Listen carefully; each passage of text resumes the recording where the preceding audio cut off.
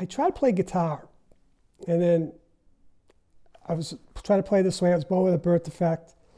So I knew that it wasn't going to happen that way, so I knew I had to play lefty. And then I had moved from one town to another, and I had a buddy that played guitar, and he had a drummer. He said he needed a bass player, so there it was. I traded a train set for this guitar, flipped it upside down, changed the strings, changed the nut, and then just started playing with those guys. I was probably about 13. And it just got to a point where I thought I was good, and I really wasn't. But then we kept on playing the bands and got better at it. And then probably I was about 18 or 19 as I started taking lessons, and I got into a country and western band. And that's when I really learned what the instrument was about. And my dad played too. And he always said, you got to be versatile. I was into Rush and Zeppelin. I was trying to play that stuff. And he goes, if you really want to make it in the business, you got to be versatile. That's why I got in that country band. That's why I started taking lessons. And then it just got to a point, the better I got, the more hooked I got, and the better I wanted to play. And then I got into cats like Jocko and Stu Ham, and they were tapping. I'm like, what's that? And then that went to another window. And then later on, then I was making real good money in cover bands and wedding bands. And then I got hooked on originals. And then that was probably a 10-year thing where it's like broke and almost homeless and all that kind of good stuff. But I was hooked. And then that's how Godsmack came about, you know, right around that 10-year span. In the beginning, I didn't practice that much. But when I hit that 18, 19-year-old thing, when I got out of high school, that's when when I started studying, I started practicing a little more and more and more. And then I think I even got away from that, even with Godsmack, because now there's just originals, and we're all pumped and playing and working and writing. And I got away from the technical part of the instrument. And then, and then later on, I got back into it. And that's where I'm at now. It's like I want to relearn stuff and become a better player.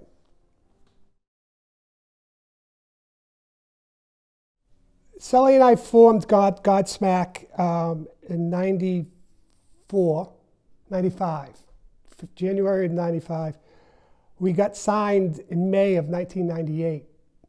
And when we started in an attic with myself, a different guitar player, and Sully on drums, and just for fun. And then it went to, and then he said he wanted to sing. So and then that started. And then that guitar player left about a year later, and we got Tony. And then from there, it took us 2 years from nothing. Developed our own scene.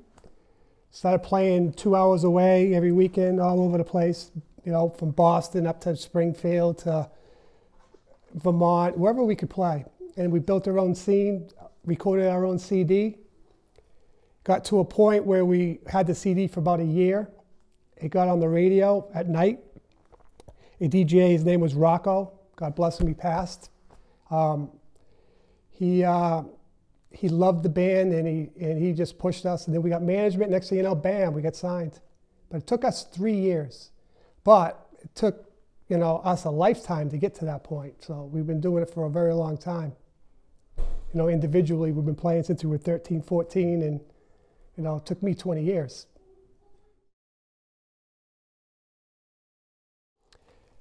Godsmack music is very energetic, and it's workout music. So that's one thing. I wasn't really into that type of music when I started playing it. I was more into funk and blues and, you know, all that type of stuff. But every night you get on stage and this music, it's just energy. It's just, and in the band too, we have something special when we get together, we play, something just comes about. And then you're also playing in front of, the crowd helps too. You're playing in front of 10,000 people. That automatically brings up your adrenaline. For me, you can play the same songs, but for me, I like to change them up in order. I think, and we start off playing them the same all the time because you have programmed lights and all this stuff. But at the end of the tour, the middle of the tour, you see that everybody's starting to get bored, and Sally gets bored. So he'll change up things, or we'll change up beginnings of songs. We'll say, hey, let's write this, let's do this, let's do that. So we're always looking to inspire ourselves to wake up for that song, that particular night. And we throw songs out, put other songs in. You know, every day is different. I was on tour. It was about a year ago, and I have 3 girls, 3 children, and they're real busy in other things, but I'm really adamant about them taking lessons. So my wife took it upon herself, found this place. I was on tour. She told me about it, and I'm like, oh, cool, you know, they're doing it. And then I got off tour, and I came in, and I heard the music teachers, and I'm like, these cats are good. You know, some of them from Berkeley, and I'm like, ooh. I was listening to some of the talent. I'm like, all right, this place is legit. Full-time teachers and just on and on and on. So I was impressed.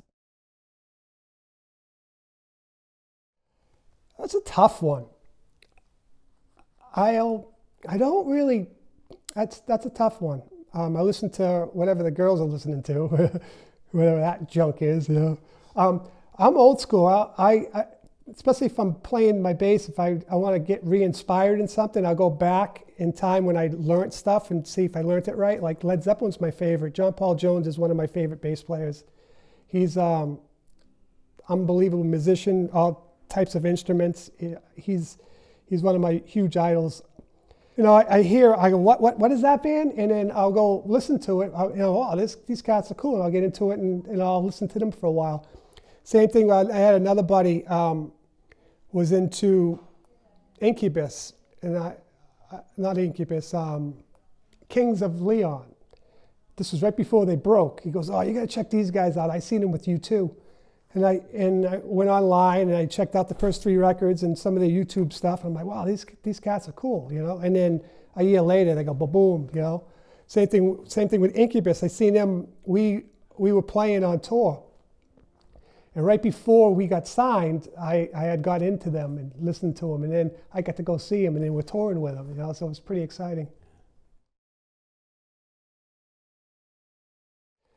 For me, in the Godsmack thing, we've all done side projects, and I've done that, and pretty much over that, but I like to play, and so for me, the teaching thing is where my goal is now.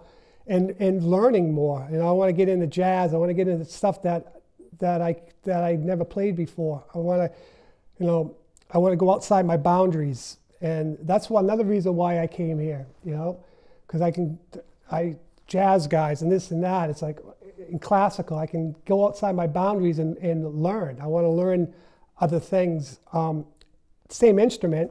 I tried playing piano a little bit, but there's so much to do on just my instrument, and technique-wise, and playing with a pick and thumping. There's all kinds of stuff that I've done through the years, but I've gotten away from it, and now I want to get back into doing that. And since the band has gone away for for months, I need to do that stuff to keep my fingers going. So when we do get calls to do gigs that are sporadic, especially when we're off, I'm still in shape and ready to go.